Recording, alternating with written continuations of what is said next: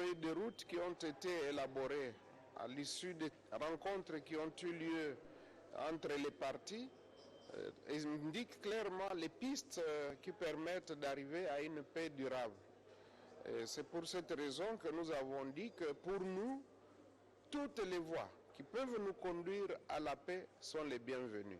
À l'instar du Sénat, le gouvernement a réaffirmé son engagement pour la mise en œuvre du processus de paix de Nairobi. C'est ce qu'a fait savoir le Premier ministre. C'est un processus dans lequel nous, en tant que pays, mais surtout en tant que gouvernement, sur les instructions du président de la République, nous sommes totalement engagés par rapport au processus de Nairobi.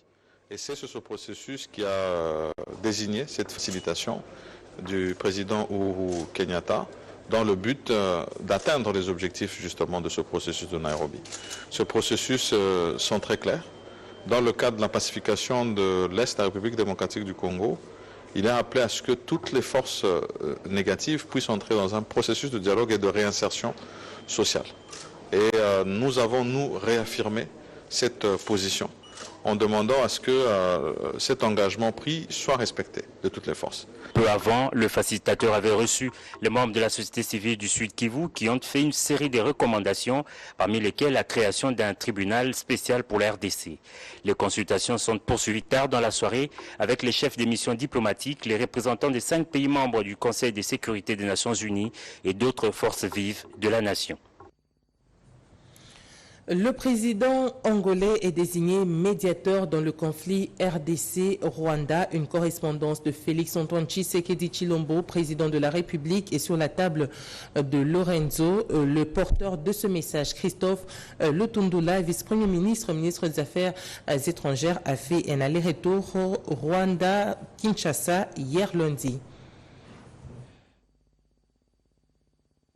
Un aller-retour a suffi pour Christophe Lutundula Palapena Pala d'accomplir sa tâche. Le vice-premier ministre, ministre des Affaires étrangères, a effectué une visite de quelques heures dans la capitale angolaise sur demande du patron de la diplomatie congolaise, le chef de l'État, Félix-Antoine Tshisekedi Tshilombo, qui ne ménage aucun effort pour le retour de la paix à l'est du pays. Reçu par le président Joao Lorenzo, Christophe Lutundula Palapena Pala a remis au président angolais le message de son homologue congolais Félix-Antoine Tshisekedi Tshilombo. Les médiateurs ont mis suffisamment du temps pour écouter l'envoyé spécial du président Félix Tshisekedi qui s'est livré à la presse au sortir de cette audience qui a duré plus d'1 heure. Je suis là dans la continuité des consultations que le président Joao Lorenzo a entreprises avec ses collègues de la RDC, son Excellence le président Félix-Antoine Tshisekedi, et de Rwanda, son Excellence M. Paul Kagame, les consultations dans l'exercice de la mission de médiation qui lui a été confiée par l'Union africaine. J'ai été porteur d'un message du président Tshisekedi, message qui, encore une fois, se situe dans la médiation du président Lorenzo. Pour nous, la RDC, nous qui sommes victimes de l'agression, nous qui sommes préoccupés à faire avancer notre pays sous la leadership de Félix-Antoine Tshisekedi, nous estimons qu'il faut faire le travail, il faut avancer, et comme je vous ai dit, il faut terminer, donc ça ne nous pose aucun problème. Nous sommes plus préoccupés peut-être que ceux qui nous font du mal à voir les choses avancer dans la bonne direction.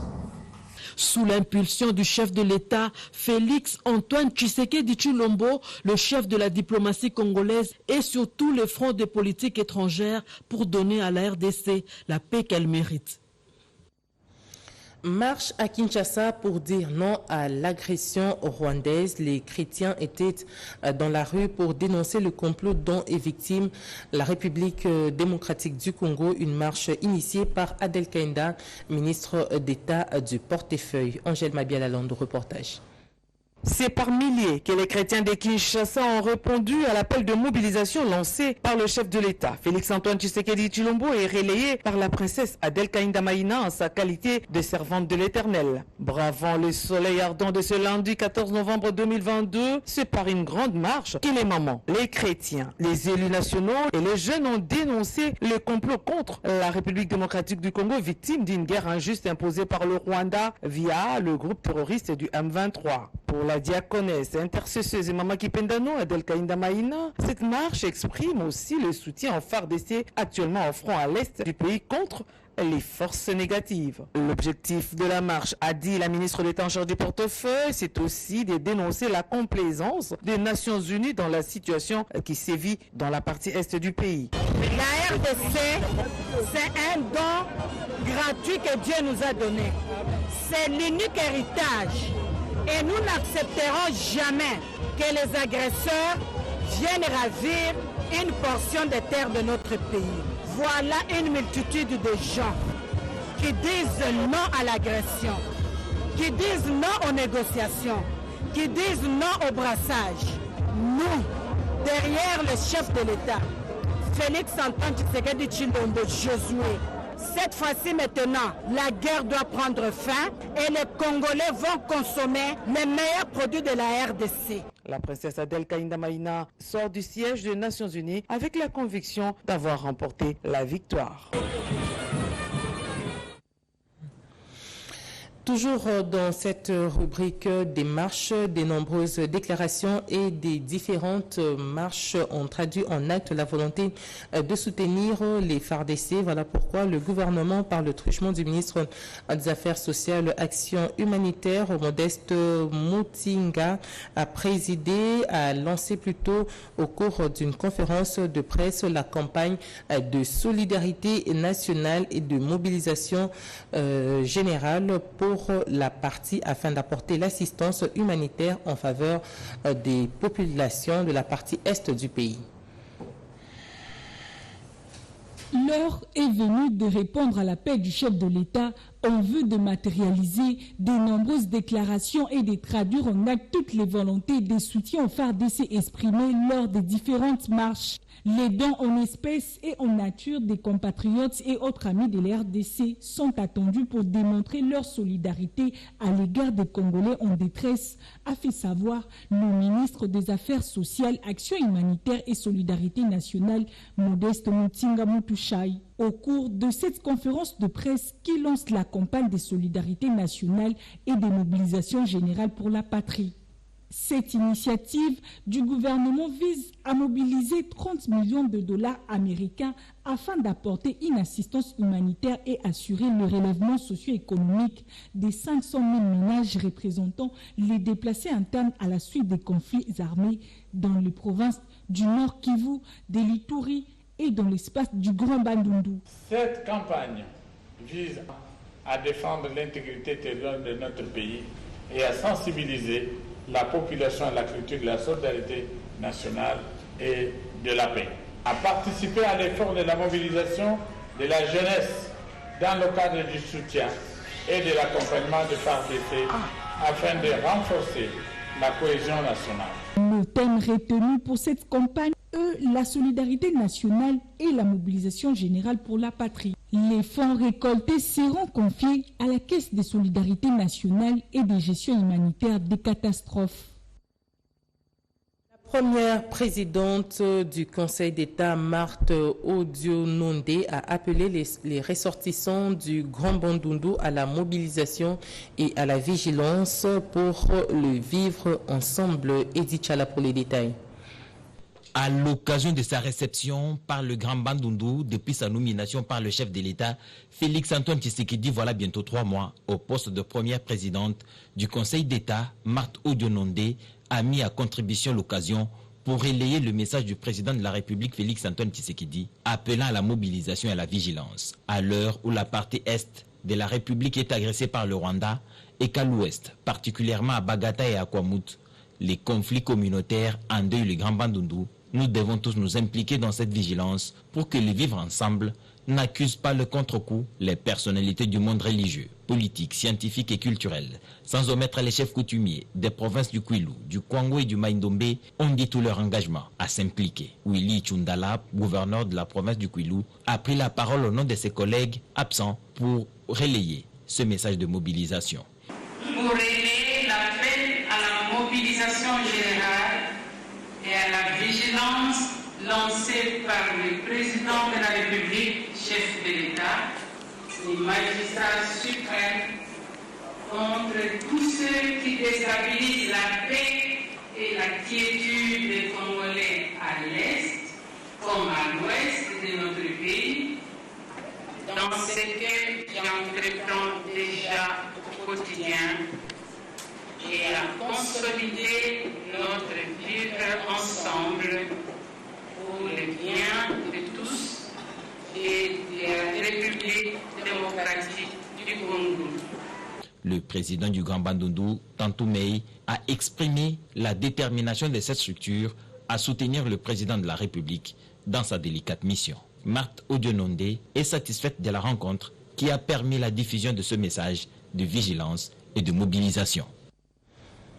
La ministre de la Justice, Rose Mutombo, a présenté au Sénat le projet de loi portant prorogation de l'état de siège, ce qui a été voté par la majorité des sénateurs de la Chambre haute du Parlement. Le Sénat a également fustigé ce qu'il qualifie de position ambiguë de la communauté internationale. Une fois de plus, Edith Chala.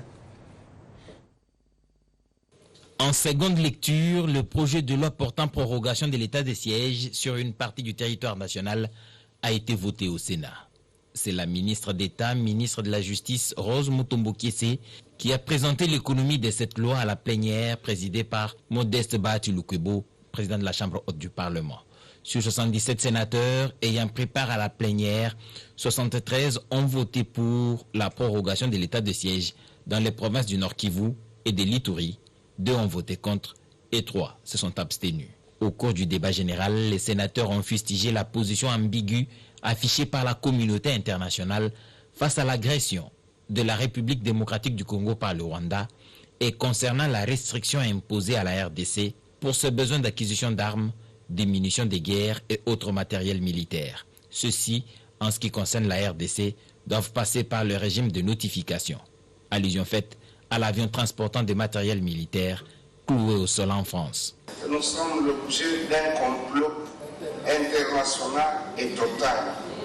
Ça doit nous interpeller pour que nous-mêmes nous puissions nous prendre en charge. La journaliste Colette Brackman a écrit et rappelé ce que nous sommes censés tous connaître. Nous ne pouvons compter que sur nous-mêmes. Chaque personne, chaque Congolaise et chaque Congolais intérioriser cette question et nous comporter en conséquence. Au cours de cette même plénière, les sénateurs ont également voté à l'unanimité 5 projets de loi de ratification présentés par le ministre des Finances, Nicolas Kazadi. Ces projets de loi font bénéficier à la RDC des prêts auprès de certaines institutions financières internationales, notamment le Fonds monétaire international et la Banque mondiale.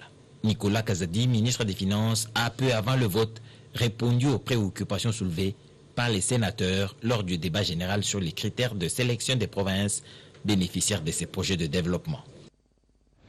Le premier vice-président du Sénat, Edi Mundela Kankou, a représenté le Sénat congolais à la 14e réunion du bureau des assemblées parlementaires de Nairobi, des travaux qui se dirigent exactement à Nairobi.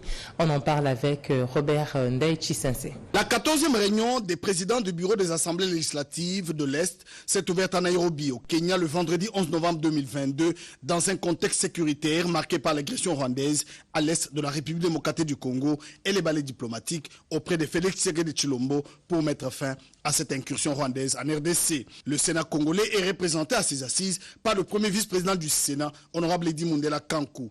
Une première participation de la RDC à ces réunions de haut niveau depuis l'adhésion de ce grand pays au cœur de l'Afrique à la communauté des États d'Afrique de l'Est le 8 avril dernier.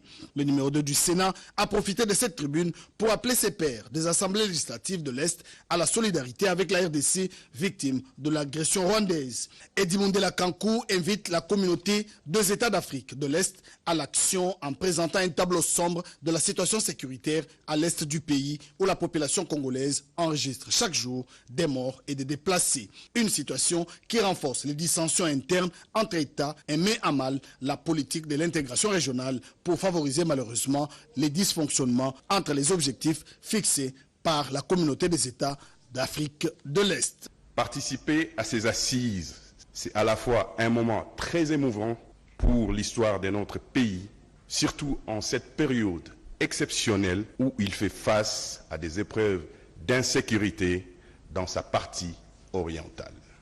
Due à l'agression et l'occupation de ces territoires du Nord Kivu perpétrés par de groupes terroristes dits M23 avec l'appui avéré en hommes et en logistique de la République du Rwanda.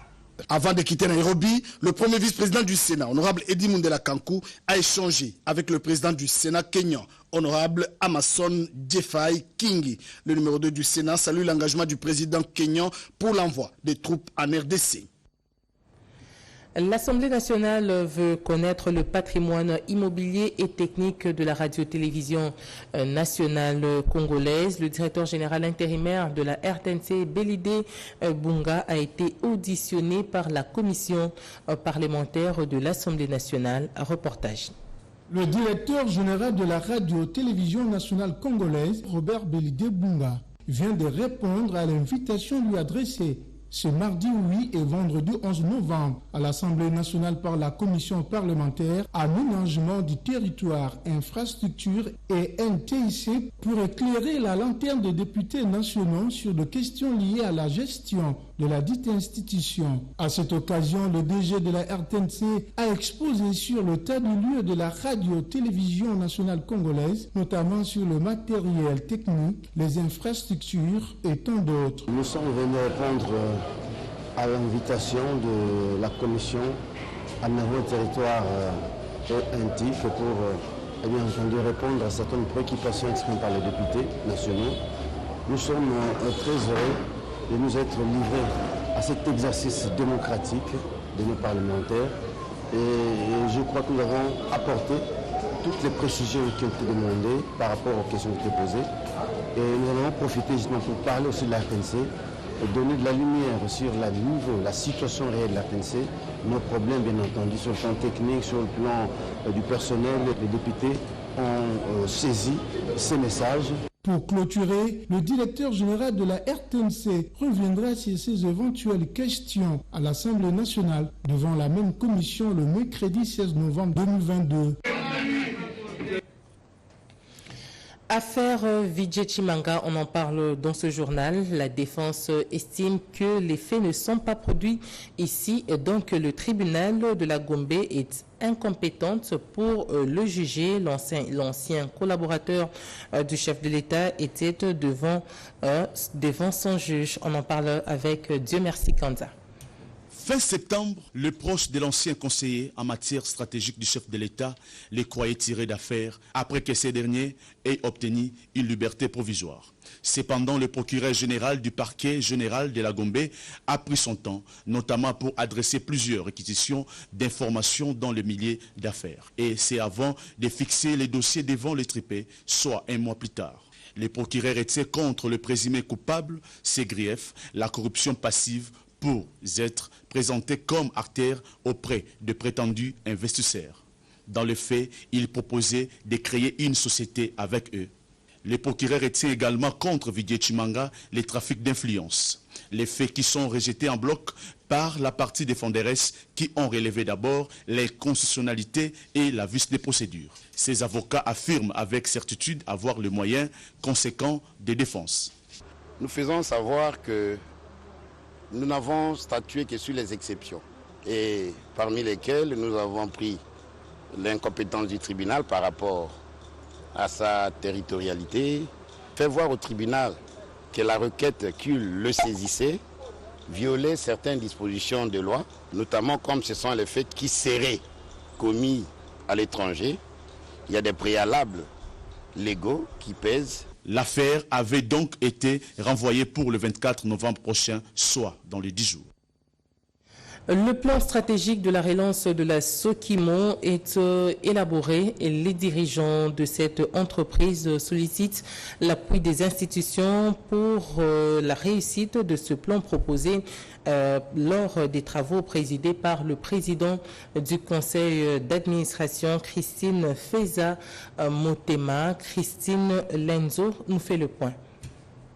Ces 3 jours d'intenses travaux donnent l'occasion à la Sokimo de trouver une thérapie devant la panoplie des problèmes qui perturbent le fonctionnement de cette entreprise de l'État. Les travaux en atelier, scindés en 4 groupes, ont donné l'occasion à chaque commission de proposer des solutions claires concernant la dette sociale et la mise à la retraite, le renforcement des capacités et l'amélioration de la production énergétique, la relance de la production de l'or, ajouter à cela un partenariat profitable. Christine Feza Motema, PCA de la Sokimo, croit que les pistes de solutions adoptées à l'issue de cet atelier d'élaboration du plan stratégique de la relance de la Sokimo permettront de résoudre efficacement les problèmes qui perturbent la bonne marche de la société. Le PCA Christine Feza Motema en appelle à la conscience de l'ensemble du personnel pour les paris de la réussite de cette relance.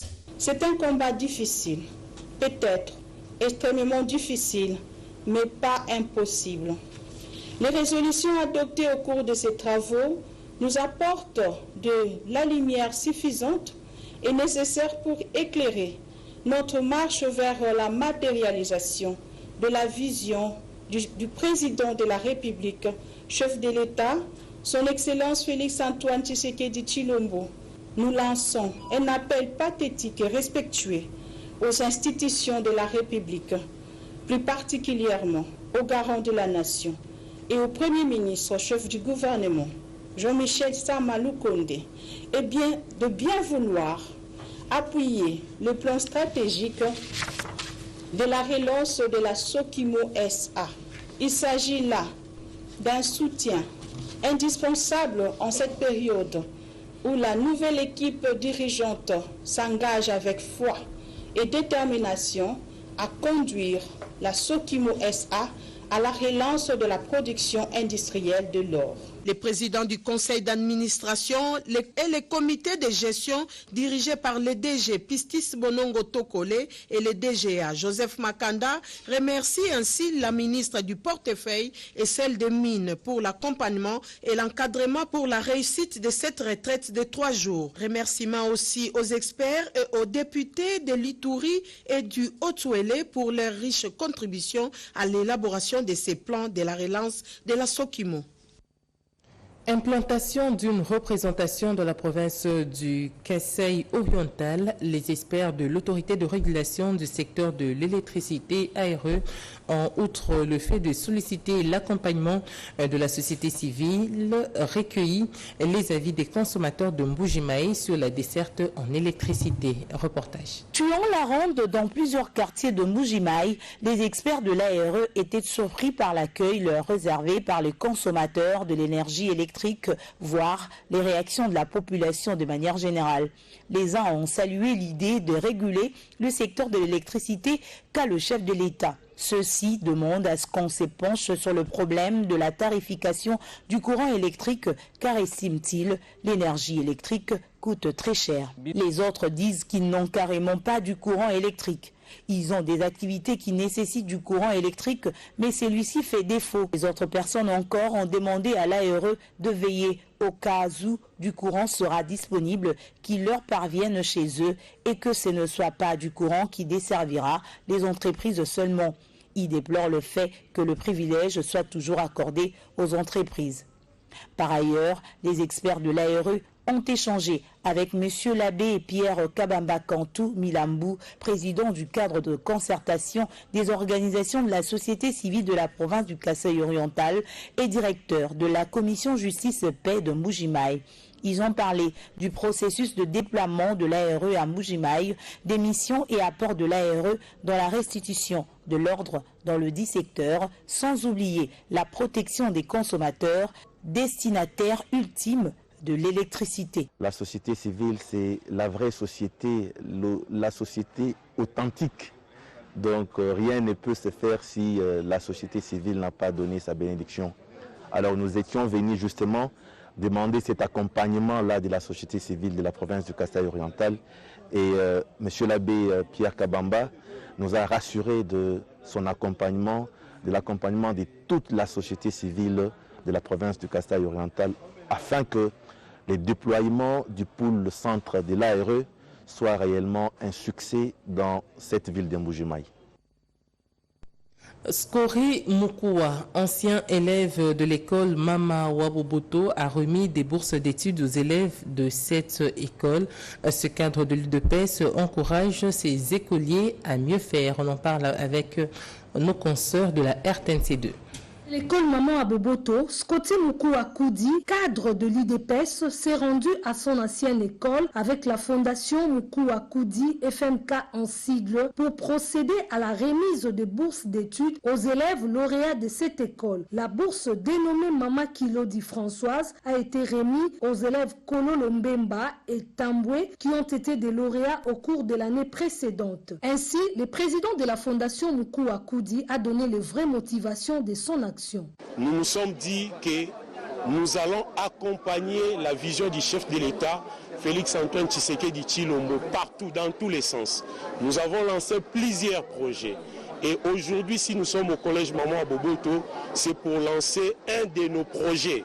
Et le projet s'intitule la bourse d'études Maman Françoise Kilodi. C'est pour honorer toutes les femmes de la République, surtout nos mamans qui sont violées, traumatisées à l'est du pays à cause de l'agression rwandaise que nous condamnons fermement. Heureux d'être parmi les bénéficiaires, l'un des lauréats a exprimé sa gratitude au philanthrope Scotty Mukua Koudi. Je tiens d'abord à remercier le président de la République et aussi la fondation FMK qui a beaucoup fait parce que nous avons travaillé aussi dur pour ça. Je les remercie pour la confiance, pour l'amour et pour la bonté d'avoir fait égard avec moi. Pour rappel, ce projet appelé également Excellence scolaire ne se limitera pas seulement à l'école Maman Aboboto, mais va plutôt s'étendre sur plusieurs autres écoles de la République démocratique du Congo, une autre manière pour le président de la fondation Mukua Koudi d'apporter ses encouragements aux élèves et son soutien financier à ceux-ci.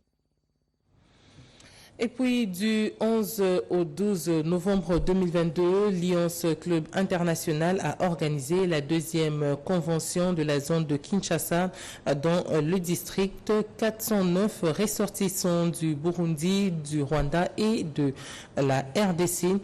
Cette rencontre tenue sous la présidence du gouverneur de Lions, Serge Ndaitiba, venu de Kinshasa spécialement pour la cause et la solidarité de Lions Club. Redépenda pour les détails. On les appelle des lions, tous les membres de l'association des Lions Club International. Les Lions Club du district 409 de la RDC, zone de Kinshasa, vient de recevoir la visite du staff dirigeant et a organisé la deuxième convention Lions sous le thème « L'engagement et la solidarité Lions ». Cette réunion intervient après la rencontre dans les zones sud et Lubumbashi. Objectif, procéder à la réanimation, la remémorisation de troupes, mais surtout penser comment aider le prochain se trouvant dans le besoin. Pour les Lions Club International, les vivre ensemble, les partages et apporter l'assistance à la population n'a pas de frontières, a précisé Serge Ndaitabe, gouverneur du district, réunissant le Burundi, le Rwanda et la RDC.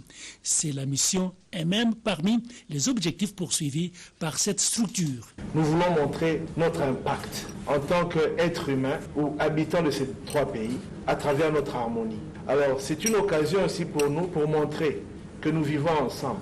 Nous ne sommes ni une secte, ni un parti politique. Nous sommes des hommes et des femmes oui, de différentes religions.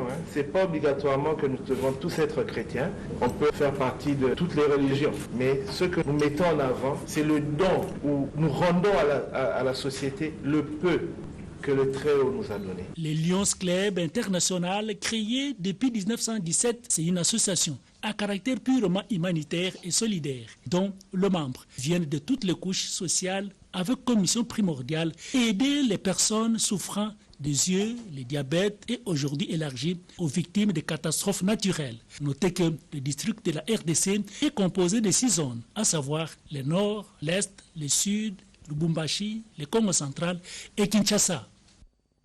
Rendons-nous dans la province du Kwilu pour terminer ce journal. Soucieux de leur école, les anciens du collège Saint-Ignace de Kimati, exactement dans la province du Kwilu, se sont retrouvés le samedi pour réfléchir sur le comment soutenir la réhabilitation de cet établissement d'enseignement supérieur, C'est un reportage de Serge Merlemata. Les anciens élèves du collège Saint-Ignace de Kinyati se sont retrouvés au restaurant Reine de la Paix à Gombe. Objectif, réfléchir et envisager les voies et moyens afin de relever les défis de la réhabilitation de cet établissement d'enseignement primaire et secondaire qui a eu à former plusieurs personnalités du pays. Et pourtant, il se trouve à ces jours dans un état de délabrement très avancé. Lors des échanges, ces anciens élèves du collège Saint-Ignace de Kinyati ont pris l'option de mettre la main dans la pâte. Question de redonner à cette école son illustre d'antan. L'objectif, c'est en fait de prendre conscience que l'institution qui a formé en fait l'élite congolaise, cette institution-là est en péril.